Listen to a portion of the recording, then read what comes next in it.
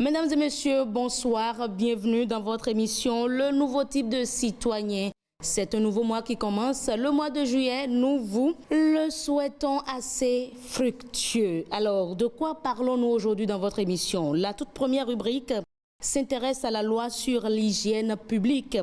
Juste après cela, nous allons recevoir Hugues-Hector Zogo dans la rubrique Patriotisme et civisme pour parler de la politique. Est-ce un sacerdoce ou une filière? Alors, juste après Hugues-Hector Zogo, nous aurons Emmanuela Arekbazo, la spécialiste en participation citoyenne, qui va nous entretenir sur l'hygiène publique. Selon elle, nous sommes tous concernés. Et en fin d'émission, nous serons avec le spécialiste en changement de mentalité, Simplice Amuzungan, pour parler de la confiance en soi, précisément la découverte de soi. Rejoignez-nous sur nos réseaux sociaux, Mouvement NTC, Facebook, Twitter, le WhatsApp, le numéro WhatsApp 97 41 42 67, le mail et le site internet. Et voilà pour le menu de votre émission, le nouveau type de citoyen.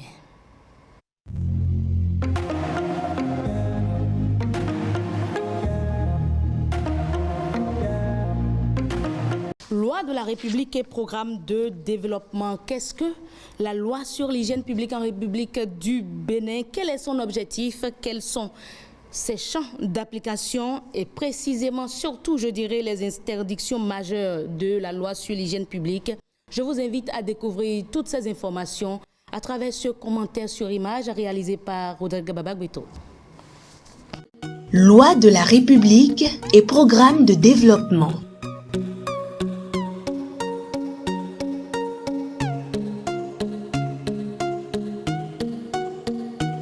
Loi sur l'hygiène publique.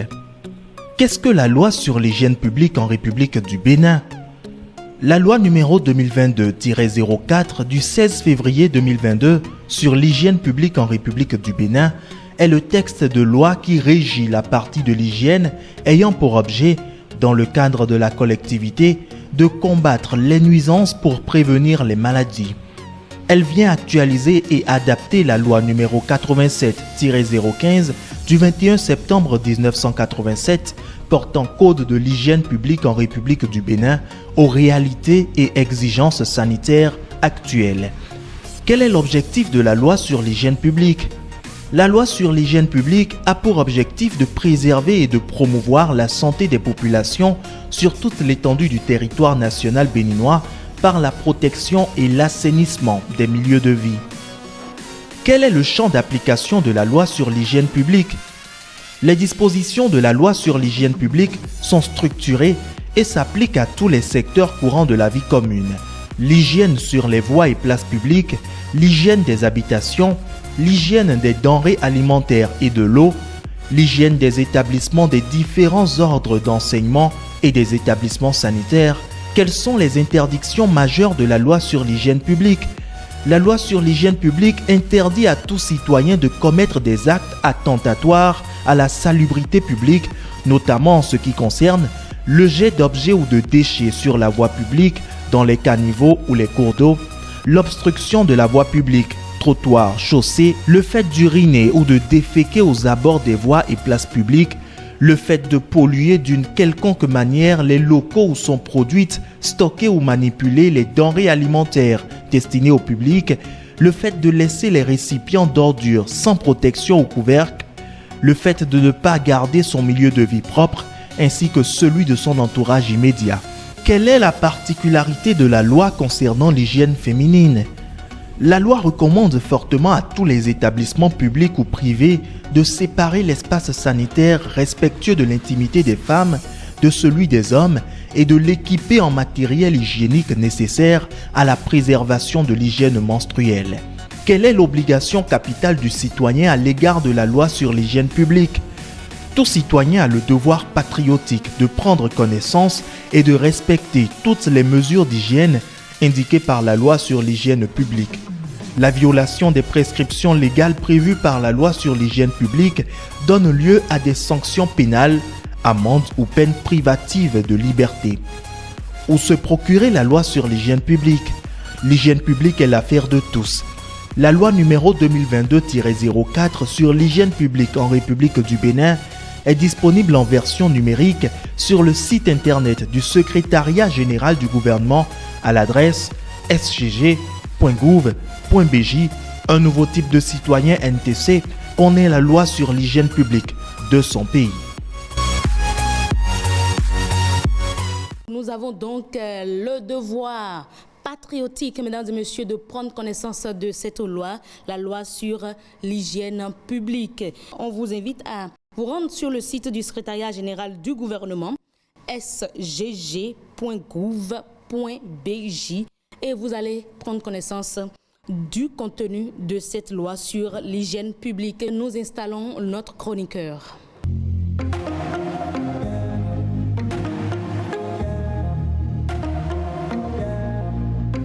La politique, est-ce un sacerdoce ou une filière? En tout cas, pour beaucoup, ça paraît une filière. Nous avons eu Hector Zogo sur ce plateau, notre chroniqueur, pour nous donner toutes les informations liées à cette thématique. Hugues, bonsoir. Bonsoir. Merci d'être là.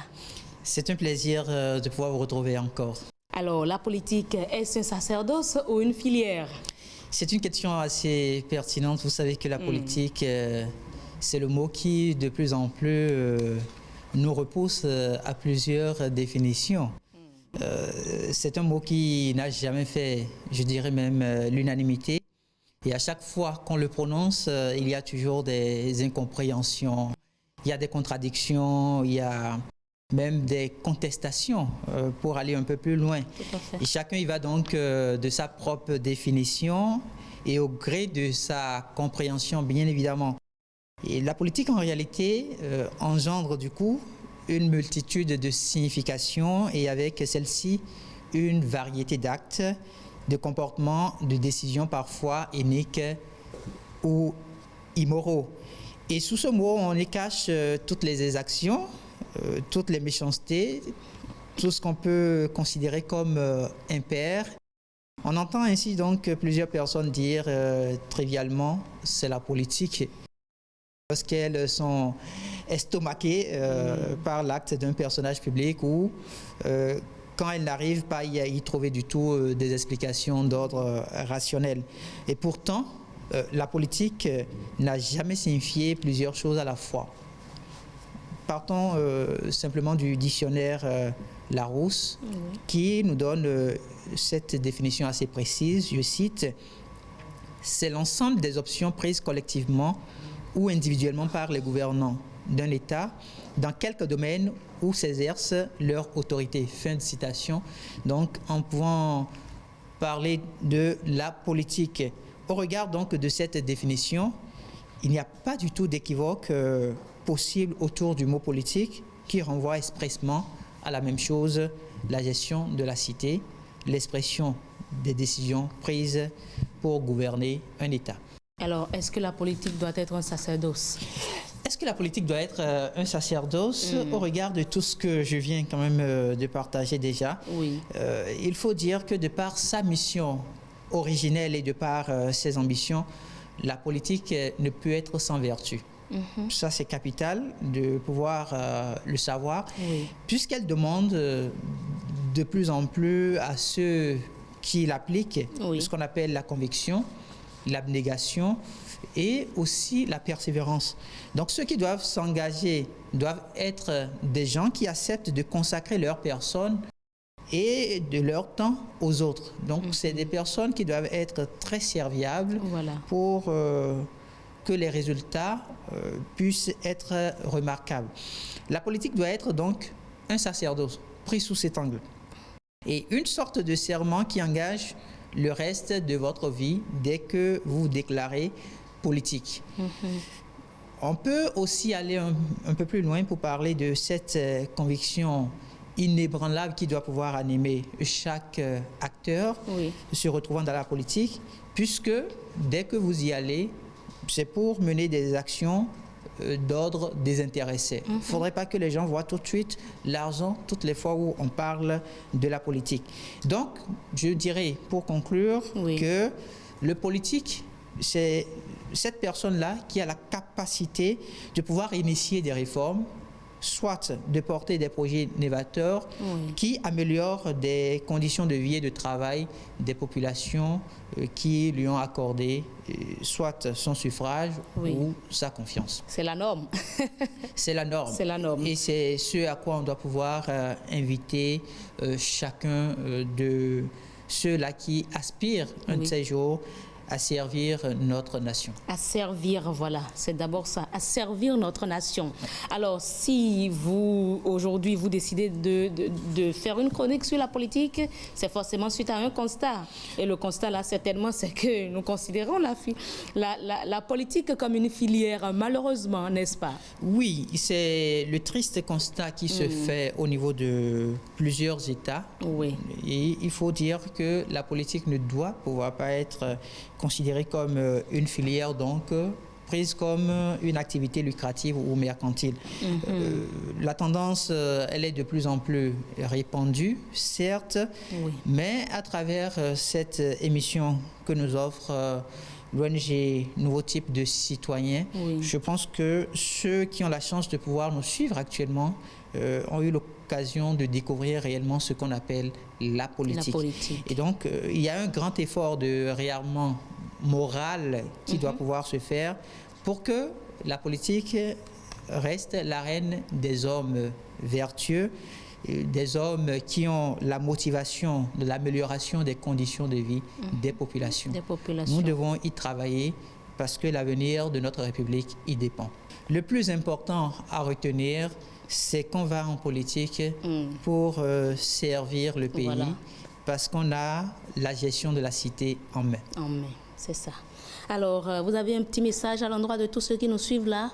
Le message reste le même. Les hommes politiques doivent cultiver davantage la vertu. Nous en avons besoin et c'est progressivement en le faisant qu'on pourra permettre à la génération montante de ne plus considérer la politique comme une filière susceptible d'apporter donc des valeurs mercantiles. Voilà. Alors, mesdames et messieurs, vous avez donc suivi. La politique doit être un sacerdoce et non une filière. On ne doit pas entrer dans la politique parce qu'on veut s'enrichir, mais parce qu'on a envie de servir la nation, parce qu'on a à cœur le développement de sa communauté. Hugues Hector Zogo, merci beaucoup. À très bientôt. À très bientôt.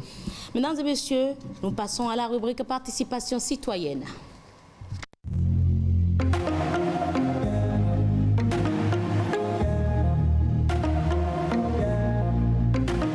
Nous sommes tous concernés par l'hygiène publique. Dans la toute première rubrique, pour ceux qui nous ont suivis dès le début de l'émission, nous avons présenté ici la loi sur l'hygiène publique. Et pour notre spécialiste de la participation citoyenne, nous sommes tous concernés par cette hygiène publique. Bien, pour vous, citoyens qui nous suivez, est-ce que vous connaissez cette loi dont on parle? Un peu, je connais un peu la loi sur l'hygiène. C'est un peu concernant de l'eau, non? Je ne connais pas parfaitement la loi sur l'hygiène. Moi aussi, je n'en ai jamais entendu parler de ça. Sinon, l'hygiène, c'est quelque chose qui nous rend propre, qui nous éloigne de la maladie. La spécialiste en participation citoyenne Emmanuela Revazo, bonsoir. Bonsoir, chère heureuse. Alors, aujourd'hui, on parle de l'hygiène publique. Nous sommes tous concernés, n'est-ce pas? Bien sûr.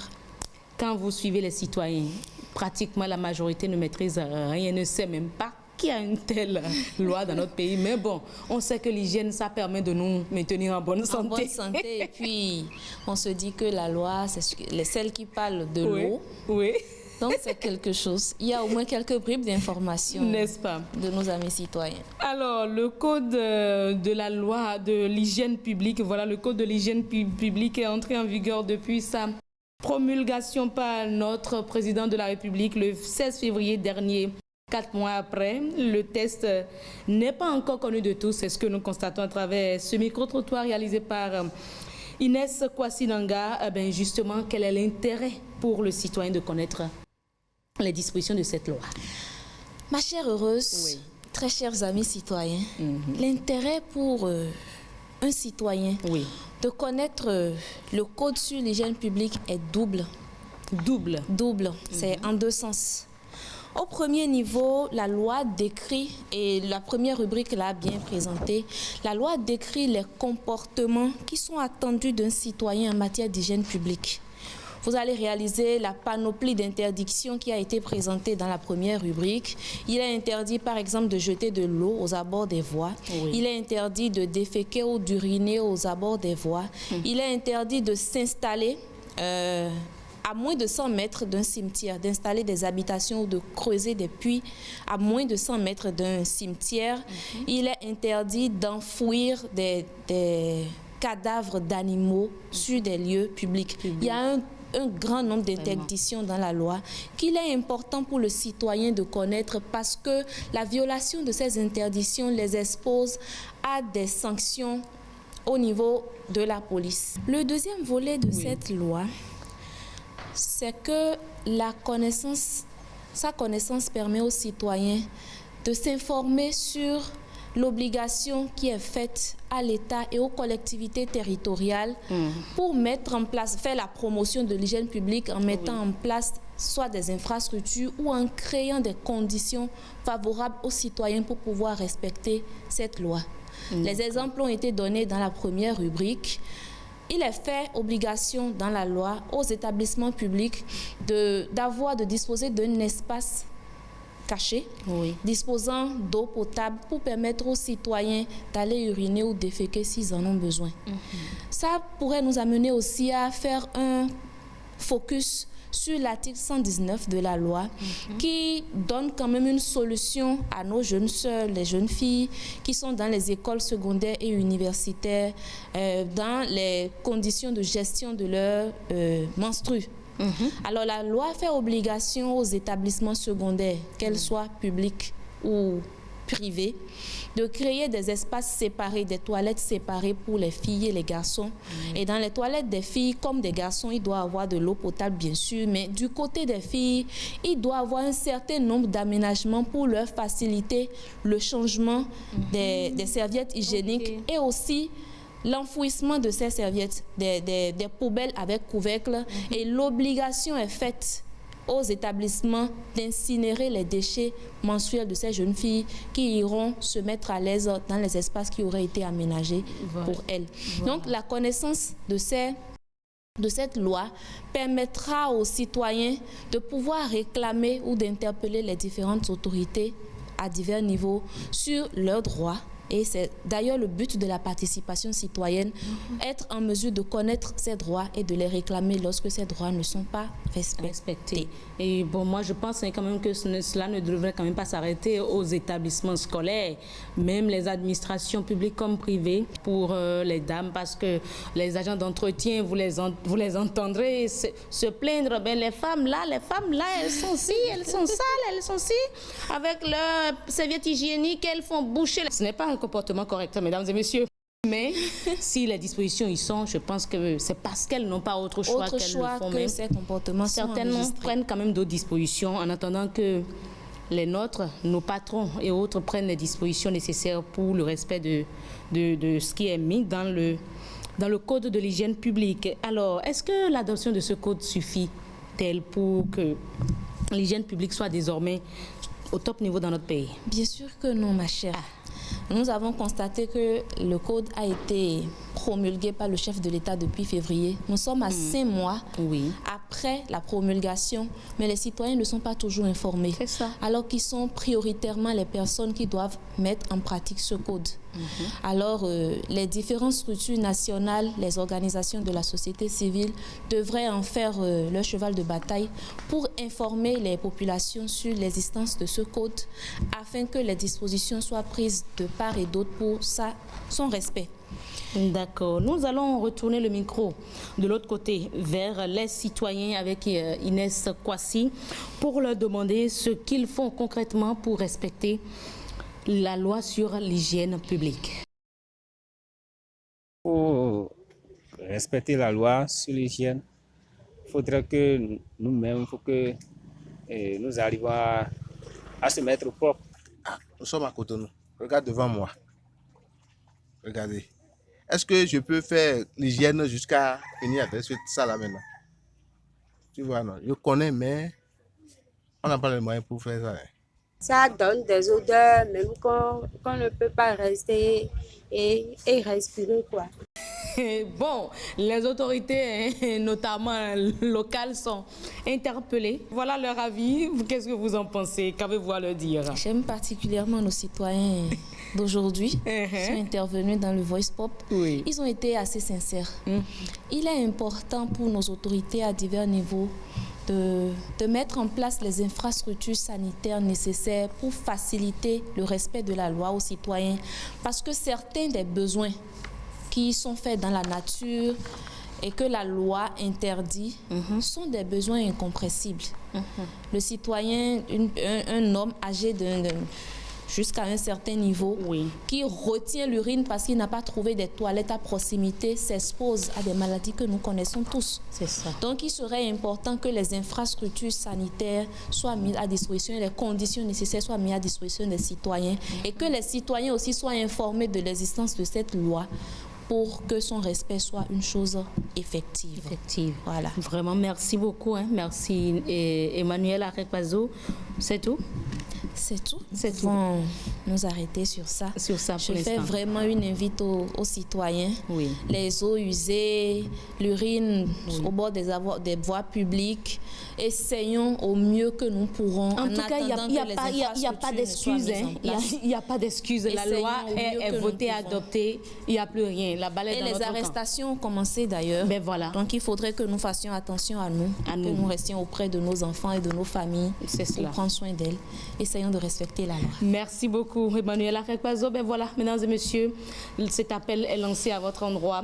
Même si toutes les conditions ne sont pas encore réunies dans notre pays, précisément à Cotonou, pour que le respect de cette loi-là soit réellement chose effective, nous vous invitons à agir comme des citoyens de type nouveau, à ne pas salir votre cadre de vie, à faire de votre mieux pour respecter cette loi-là, en attendant les autorités locales ou les autorités gouvernementales pour le travail qu'il y a à faire. Alors, nous vous invitons, avant de passer à une nouvelle rubrique, nous vous invitons à nous rejoindre sur les réseaux sociaux. Mouvement NTC, Facebook, Twitter et WhatsApp 97 41 42 67. Le mail également est là, le site internet aussi. Voici la dernière rubrique, changement de mentalité.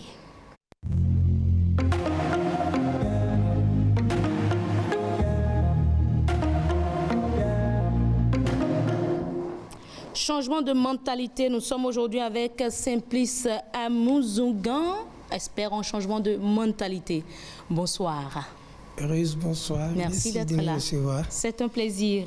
Alors, on parle aujourd'hui de la découverte de soi. Eh bien, aujourd'hui, nous allons parler de la découverte de soi. Oui. Eh bien, nombreuses sont des personnes qui se donnent des notes qu'elles ne méritent pas. Cependant, lorsque leur entourage leur donne des notes en dessous de ce qu'elles méritent, elles se sentent frustrées. Et du coup, elles ne sont pas d'accord.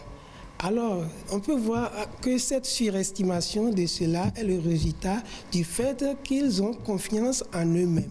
Et cela mérite d'être corrigé à travers la découverte de soi. Alors, à la question, qu'est-ce que c'est que la découverte de soi? Je dirais simplement que la découverte de soi consiste à reconnaître ses manques et ses faiblesses. L'homme de nature est faible. Alors, il émane du flux, c'est-à-dire, selon le dictionnaire Rombay, l'écoulement d'un liquide organique. Il indique également le mouvement. Alors, le flux est souvent perçu comme un objet souillé et faible. Donc, vous pouvez comprendre que l'homme, par nature, est faible. Alors, qu'est-ce qui se pose? Maintenant, si l'homme arrive à découvrir sa nature, en ce moment, il adopte certaines attitudes, à savoir, en premier lieu, il remet en cause ses propres pensées, ses propres connaissances. Il s'ouvre aux autres et échange avec les autres pour recevoir de nouvelles idées. Également, il sent le besoin d'avoir un mentor. Et ceci dit, il maintenant compose avec son mentor. Alors, les citoyens béninois, je vous invite à également découvrir que vous êtes des hommes faibles. Et si nous prenons l'exemple du peuple Ubuntu de l'Afrique du Sud, ils ont un slogan, je suis donc nous sommes. Nous sommes tout pour dire que quoi?